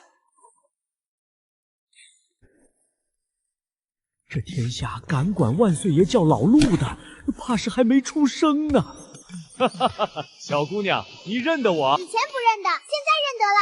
看你这大鼻子，跟咱们那个成亲王简直是一个模子里刻出来的。再加上这一身富得流油的行头，如果本座没猜错，你肯定是咱们陆家在外面做大生意的远房亲戚吧？500年前是一家，既然是本家，叫你一声老陆，你不吃亏吧？不吃亏，一点都不吃亏。既然被你看穿了，那我也就不装了。没错，我就是咱们陆家的本家。既然是本家，那就更好下手，哦不，更好招待了。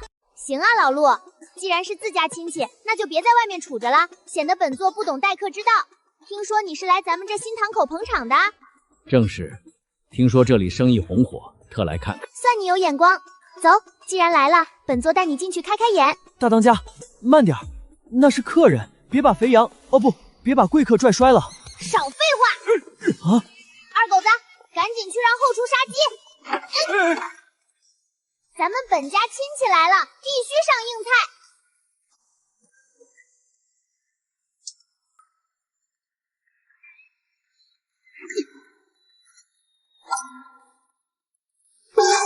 做大做强，再创辉煌。这哪里是怡红院？这些女子的精气神，竟然比京城巡防营那些混日子的兵油子还要强上几分。怎么样，老陆，这场面够不够大？这兵练得够不够硬？这都是你教的？那是，本座说了，女人当自强，靠男人是没用的，只有自己拳头硬了，才能在这个世道立足。本座教他们练武，不是让他们去打架，是为了以后能挺直了腰杆做人。挺直腰杆做人，这简简单单6个字，却道尽了治国爱民的真谛啊！好，说得好，小小年纪竟有如此胸襟和见识。行了，别光站着，既然来了就是客。二好子，去把最好的酒拿出来。本座今天要跟老陆好好喝2杯，顺便聊聊这分补以后怎么发展。老陆啊，看你这身打扮，家里是有矿吧？略有薄产，家里房子挺大，住了不少人。房子大好啊，那你肯定缺看家护院的吧？看看下面这些姐姐，身手都不错，回头本座给你介绍几个去你家当护院，保准连只苍蝇都飞不进去。好，一言为定。我家院子确实缺几个像样的护卫。什么声音？什么人敢在本座眼皮子底下听横讲？出来！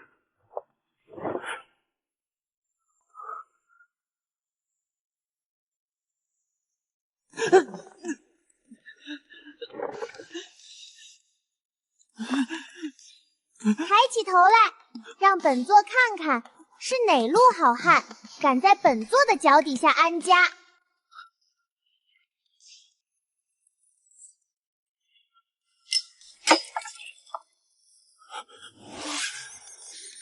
逆子，老陆啊，这事儿办得不地道吧？大当家何出此言？瞧瞧这鼻子，瞧瞧这招风耳。你要说这小耗子跟你没关系，本座把这桌子吃了。老实交代，这是不是你在外面养的？那个看这孩子穿的不错，却只能躲桌底啃馒头，肯定是被家里的大老婆赶出来了吧？胡说八道！我陆某人行得正，坐得端，家中并无悍妻，也无外室，我不认识他。我不认识这位老爷，我就是个路过的，我是来找工作的。行吧，既然你们都说不认识，那就算了。不过就这身板，肩不能扛，手不能提的，还想出来混？除了吃馒头，你还会干嘛？我会写字，还会算账。新堂口刚开张，5哥那个乡主忙着去朝廷卧底，正好缺个记账的小弟。行，算你有门手艺，饿不死。坐下吧，既然进了这个门，那就是缘分。看在你俩都长得一副倒霉样，又都姓陆的份上，以后这就是咱们忠义堂的编外人员了。你年纪大，叫陆；你年纪小，看着又怂，就叫小陆。老陆、小陆，听着就像一家人。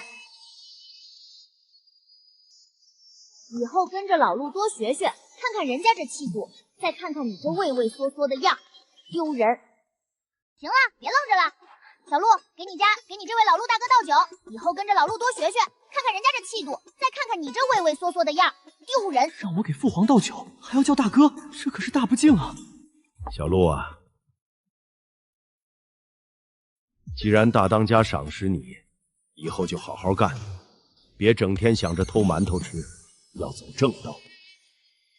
是，大哥教训的是。这是本座刚才顺路从街口我王大爷那儿赊来的。看你们俩这瘦了吧唧的样子，肯定是平时没油水。趁热吃，补补身子。吃吧，大当家赏的，别浪费了。很甜，长这么大还是第一次觉得，父皇不再是那个高高在上的君王，而是一个给我分红薯吃的老陆。大当家，恕老夫多嘴。女子本该在闺阁中绣花描红，相夫教子。你让他们舞刀弄枪，练得满身臭汗，就不怕他们以后嫁不出去？老陆啊，你这思想太陈旧，得改。这世道好娼山倒，好人人跑。这些姐姐们也是苦命人，若是自己没点本事，将来遇上个薄情郎，或者是像隔壁王尚书那样的坏老头，难道只能哭着去跳河？只有自己拳头硬了，腰杆子才能直起来。咱们当老大的不能护他们一辈子，得教他们吃饭的本事，还得教他们保命的本事。与其给他们一条鱼吃，不如教他们怎么把那个有鱼的人打趴下，然后把鱼塘都抢过来。虽然这解释歪到了108000里外，但那个核心道理竟然该死的正确，这不正是治国安民的最高境界吗？朝廷赈灾，若是只发粮食，那是养懒汉；若是让流民以工代簪、修桥铺路，那才是长久之计。这哪里是土匪逻辑？这分明是大道至简的帝王心术啊！此女若为男儿身，必是安邦定国的宰辅之才。太傅教了我10年的仁义礼智信，让我要爱民如子，但我从未想过，真正的爱民不是施舍，而是让百姓拥有变强的能力。老子倒要看看是谁把这里的头牌都藏起来了！一群穷鬼躲在这儿吃红薯，赶紧滚！这包厢本大爷征用了。多少年没人敢在我面前如此放肆了。小陆，大当家，别在这装鹌鹑，刚吃了本座的红薯，现在该你干活了。上，去把它给本座扔出去。要是连个最美都收拾不了，以后别说是咱们忠义堂的人，丢不起那人。我不行。还愣着干嘛？是不是想让本座亲自帮你松松骨？前有恶霸，后有魔头，死就死吧。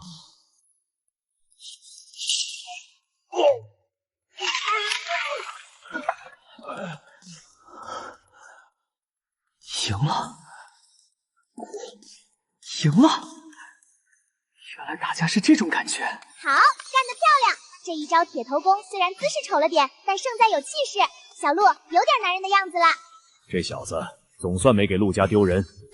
回去告诉你们老大，第一红院改姓陆了，再敢来闹事，本座把你们挂在门口当灯笼点。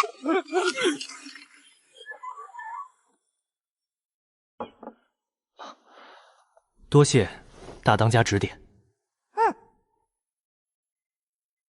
这两人骨骼惊奇，老的沉稳，见过大场面；小的虽然怂，但刚才那头锤撞得响亮，是个可造之材。最重要的是，这俩人都姓陆。老陆、小陆，俗话说得好，不打不相识。今日咱们在这忠义堂相聚，又一起打跑了恶霸，这就是缘分。本座看你们俩也挺投缘，既然大家都姓陆，500年前是一家，不如咱们就在此斩鸡头烧黄纸，结拜为异姓，哦不，同姓兄弟。以后有福同享，有难同当，有本座一口肉吃，就有你们一口汤喝。跟父皇结拜，那岂不是乱了纲常？这是要遭雷劈的呀！什么规矩？在道上，拳头就是规矩，义气就是规矩。怎么，你看不起本座，还是觉得本座这忠义堂的庙太小，容不下你们这2尊大佛？朕这一辈子听惯了万岁，还没听过大哥二哥呢。这小丫头既然把朕当江湖人，那朕就陪她玩玩这江湖游戏又何妨？好，大当家说的对，江湖儿女不拘小节，今日咱们就结拜。父皇，您是认真的吗？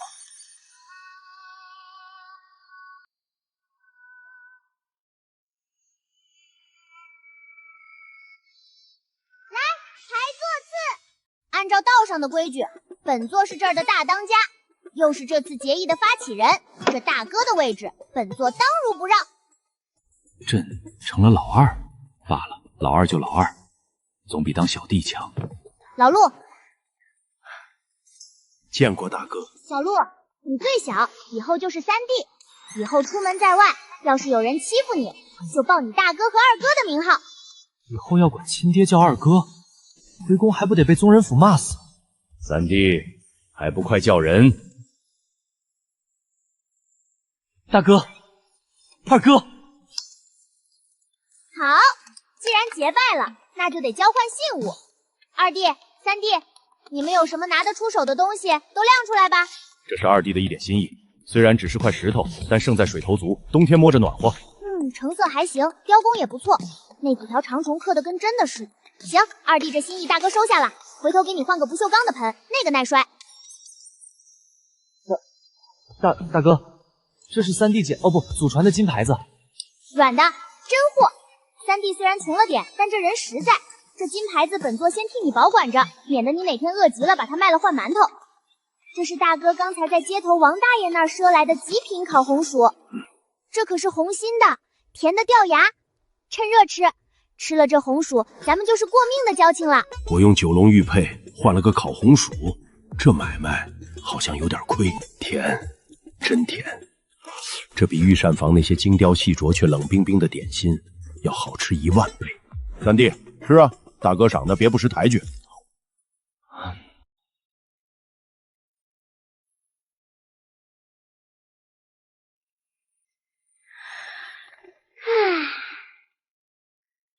今儿是本座接手这新堂口点卯的日子，老大当军师，老二当打手，老三管账，老四当卧底，老五去收保护费。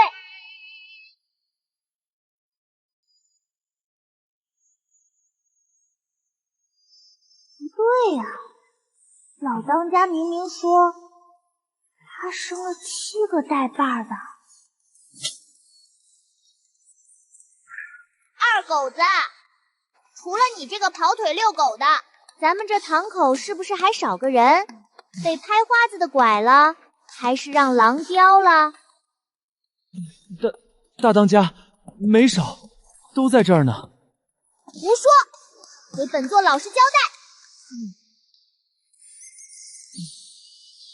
大当家，还有一个是六哥陆百草，但他是个疯子。哦，怎么个疯法？长了3个脑袋还是8条腿？他一个人住在城外30里的百草庄。这是百草庄，那地方阴森森的，连只火鸟都没有。他在那儿炼制夺命药，满屋子的毒蛇、蝎子，大锅里熬着绿油油的毒水，闻一口就能看见太奶。大当家，他就是个活阎王。夺命药、毒蛇、蝎子，好东西啊！这不就是咱们绝命谷的特产吗？本座正愁迷魂药快用完了，家里居然藏着个炼毒的，技术工种，天助我也！二狗子，备车，本座要去视察百草庄。我不去，打死我也不去，进去了就出不来了。不去，你是想被毒蛇咬，还想被本座把骨头拆下来搭积木？自己选。我去还不行吗？郡主这是要去哪儿游玩啊？不玩，本座听说六哥一个人在城外种地怪辛苦的，本座去看看他，顺便帮他收收庄稼，这就叫兄友弟恭。懂，老奴懂，多好的郡主啊！老奴这就去准备几个大空坛子，方便郡主把六公子的土特产拉回来。炼毒的，希望你那儿的货够劲儿。要是敢拿兑水的假药糊弄本座就把你扔进锅里一起炖了。成了，终于成了！大当家，就送到这儿吧。前面那就是六哥的地盘了。你也知道，六哥那个人六亲不认，我要是进去了，估计会被他扔进锅里炼油。出息！行了，你在外面候着，别让野狗把马车叼走了。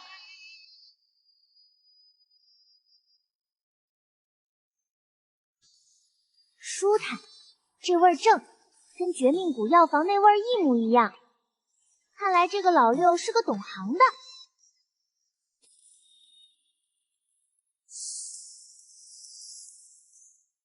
太瘦了，没什么肉，还没长开呢，放回去再养养。这个不错，腿粗，油炸肯定酥脆。成了，终于成了！见血封喉，触之即死，这就是艺术，这就是美。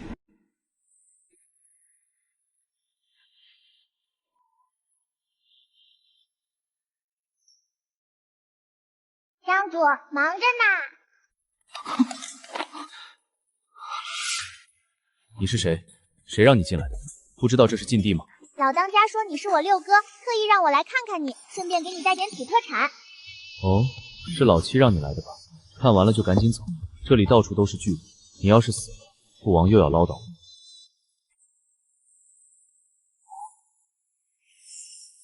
六哥真是客气，既然是六哥的一片心意，那本座就不客气了。你吃了，吐出来，快吐出来！那是毒药，那是见血封喉丹，吃一口就要命的。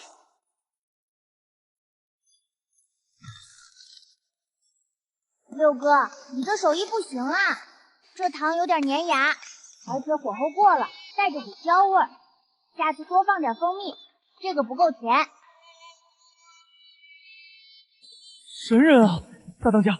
哦不，姑奶奶，你是怎么练出来的？能不能教教我？我这儿还有一缸化骨水，你要不要也尝尝咸淡？行了行了，别跪着了，看在你请我吃糖的份上，这个赏你了，咱们礼尚往来。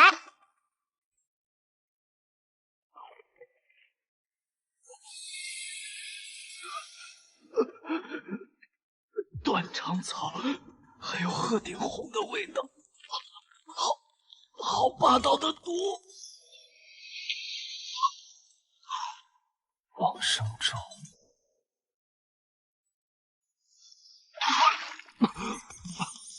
六哥，你这身子骨也太虚了，这才吃了1口干粮就被噎住了，是不是太干了？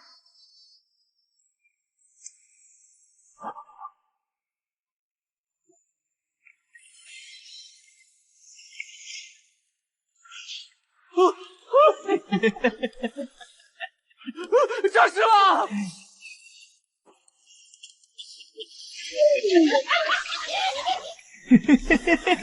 好多蘑菇，红的、绿的都在飞。何方妖孽，看我五毒神掌！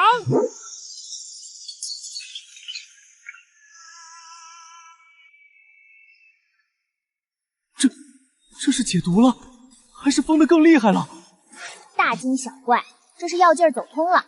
本座那汤里也没放什么特别的东西，就是加了点让人高兴的蘑菇。你看他跳得多欢实，说明这药效好，正给他通经活络呢。他被人灌下了一个葫芦，然后就变成了一个跳舞的僵尸。不要啊！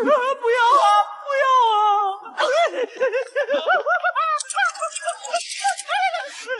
啦啦呀啦啦呀呀啦！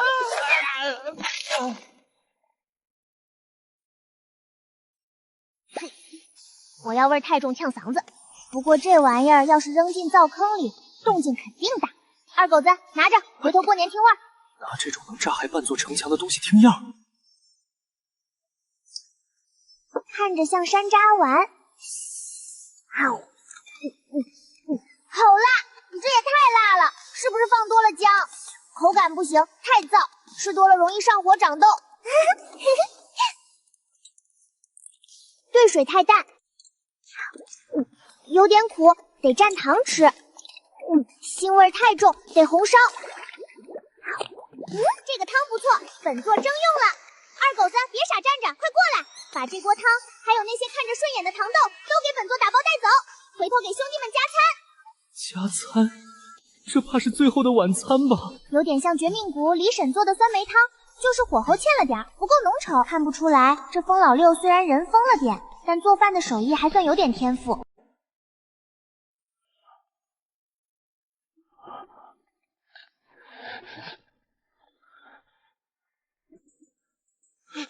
等等，大当家，别走！刚才我喝的是什么神仙水？灵魂出窍，通体舒适的感觉，太美妙了！你一定是毒仙转世，求大当家收下我吧！我想学那种能让人跳舞的配方，只要肯教我，以后这百草庄就是你的后花园。松开，鼻涕蹭本座裤子上了。行吧，看在你这酸梅汤做的不错的份上，本座就收了你这个小弟。这是配方，自己拿去琢磨。记住了，以后别整天练那些让人死的难看的药，没意思。要练就练这种让人开心、让人跳舞、让人说真话的药，这才是江湖正道，懂不懂？懂，小弟懂了。以后我一定紧跟大当家的步伐，将这毒道，将这快乐药发扬光大。过2天本座要去干票大的，到时候需要这种让人跳舞的粉，你给本座多备点。是，保证完成任务。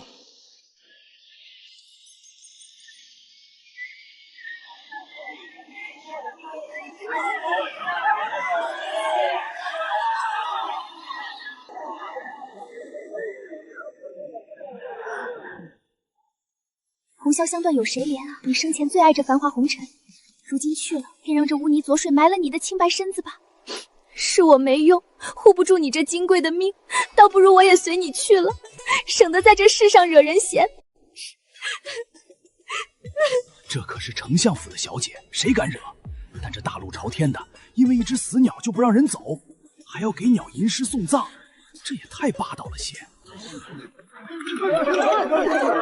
让开让开，好狗不挡道！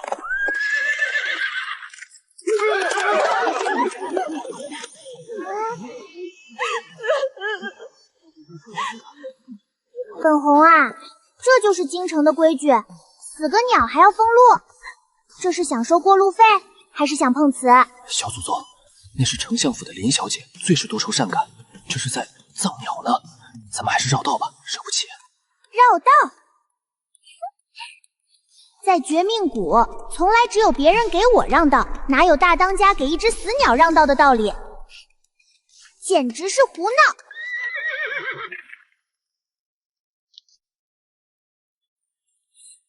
这又是哪里来的贵人？这般横冲直撞的，也不怕惊扰了地下的亡魂。我知道我身份低微，不配挡了贵人的道。可怜我这翠儿尸骨未寒，若是被马蹄子践踏了，便是我的罪过了。你们只管踩过去便是。横竖我也不是什么金贵人，死了也就死了，道也干净。这姑娘说话怎么跟唱戏似的，一句话绕18个弯。姑娘，你有病！我自幼体弱多病，吃的人参药丸比饭还多，那是从娘胎里带出来的弱者，也不劳贵人挂心。不，我说你有病，而且病得不轻。印堂发黑，面色惨白，说话阴阳气，满嘴胡话，还浑身乱颤。本座在绝命谷见过这种症状，那个吴老二家的羊发病时就是这样，口吐白沫，见人就哭，还喜欢往路中间躺，说是能看见太奶。你这是羊癫疯犯了！你这野丫头，好生无礼！我这般伤心，你不安慰也就罢了，还这般编排我，难道这世间就没有讲理的地方了吗？非要逼死我才肯罢休！都看见没？开始大喊大叫了，连话都说不利索了，这是病情加重了，再不治就要咬人了。这针原本是打算拿来缝补装钱的麻袋用的，姑娘别怕，本座乃是神医，专治各种疑难杂症，尤其是这种在大街上发疯的，这病好治，扎人中就行，扎1针就好，如果不行，那就扎2针，扎到你清醒为止。你别过来！我要是有个3长2短，也是我的命苦，但这针我是万万受不得的。来人啊，这丫头要杀人了！忍着点儿，本座手艺很好的，一点都不疼。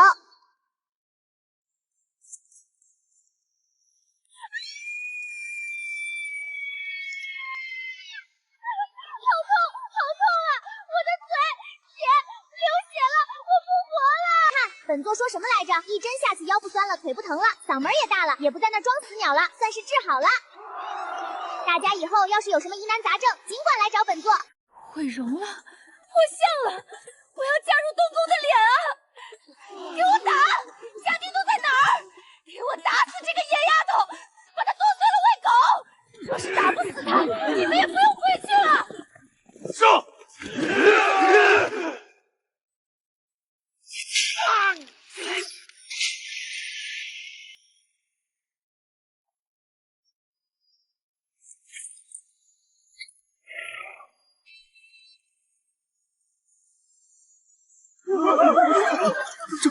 长公主，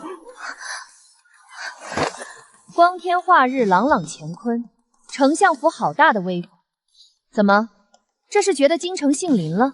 竟敢当街聚众行凶，欺负一个3岁的孩子！殿下明鉴，是这野丫头先伤了臣女。闭嘴！这孩子眼神够劲，像极了我年轻时在沙场上杀红了眼的样子。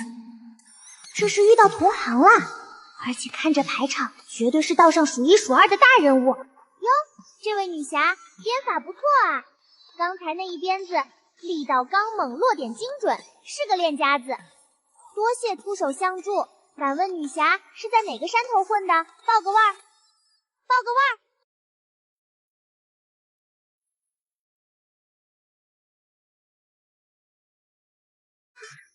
好地方啊！不过你这堂口装修的讲究，比我那个只会养鸟种花，把家里弄得香喷喷的老当家强多了。你看看，你看看，这就是个败家子儿，这才是正经人家该有的样子。姐姐，你喜欢这里吗？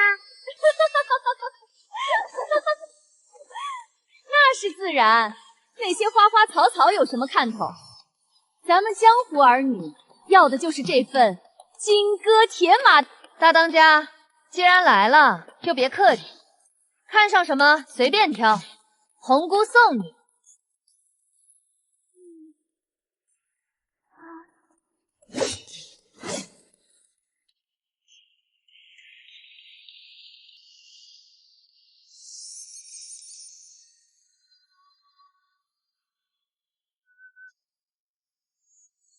就它了。哎，大当家，那个不行，那是纯金掺了玄铁打的，重得很，小心砸了脚。这锤，我试试。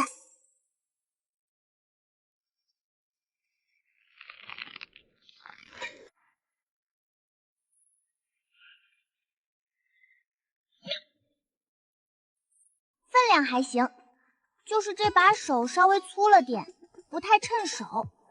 不过这买头圆润结实，要是拿来砸核桃，或者给那种硬骨头的肥羊松皮，应该挺好使。天生神力，这股子怪力，还有这副视兵器如草灭的狂妄劲儿，怎么跟我年轻的时候一模一样？甚至比我还要更胜一筹。京城里那些娇生惯养的贵族小姐，别说拎锤子了，就是拎个水壶都嫌累。能有这种体魄和力气的，除了他们那个出怪物的老陆家，还能有谁？没跑了，这就是老七那个丢了3年的闺女。丫头，红姑问你个事儿，你得老实回答。问呗。咱们谁跟谁呀？你家那个老当家是不是长得白白胖胖，看着挺富态，但胆子特别小？哦，是不是平日里最喜欢提着鸟笼子溜达，遇到点事儿就两眼一翻晕过去？还有，他是不是最喜欢喊逆子，动不动就要拿绳子上吊，说自己命苦？神啦！红姑，你还会算命啊？全中，简直一模一样。我那老当家就是个怂包，前2天我不过是带人去隔壁借了点火腿，他就吓得差点撅过去，掐人中都醒不过来。好啊，这才是陆家女儿该有的样子，比宫里那些娇滴滴走2步都要喘的温姬强1万倍。老七那个窝囊废，总算是干了件人事，把你给找回来了。丫头，听好了，以后在这京城地界，红姑就是你的亲姑，哦不，就是你的大靠山。你想抢谁就抢谁，想揍谁就揍谁。谁要是敢动你一根汗毛，或者是敢对你指指点点，红姑就帮你揍回去，想揍谁就揍谁。红姑就带你去砸了他家的大门，拆了他家的祖坟。就算是拆了祖坟，天王老子也给你顶着。